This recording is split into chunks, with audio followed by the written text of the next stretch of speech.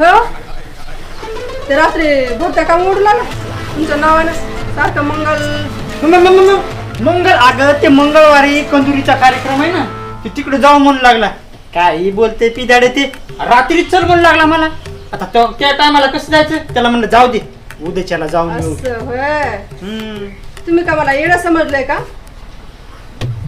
सारखं मंगल मंगल तुमच्याच नावानं काम उडू लागला तो.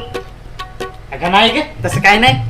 नाही नाही तुमचं मंगलीचं काहीतरी चलायले. असं येड्यावानी काही बोलू नको. अहो पहिले तुम्ही काय असं मेकअप करत होते का? मला वाटलं आता चांगले सुधारले चांगले सरपंच झाले तर चालले तर चांगला मेकअप करून. अगं नाही ग अगं मी तसं येड्यावर तुला मी सांगितलं ना येड्या गाबाळ्यावाली गेले लोक मला काय म्हणते मला सगळं गाव सांभाळायचंय. नाही सगळं गाव नाही सांभाळायचं. आता बाहेर जायचं नाही तुम्ही. काय म्हणाले मी बाहेर जायचं नाही. अगं तसं कसं जमान मला गाव घरीत बसून राहायला कसं जमान. नाही जायचं नाही अजिबात जायचं नाही तुम्ही बाहेर. असं घरात बसून मी काय स्वयंपाक पाणी करीत बसू का काय. अगं गावचा माजी सरपंच आहे मी.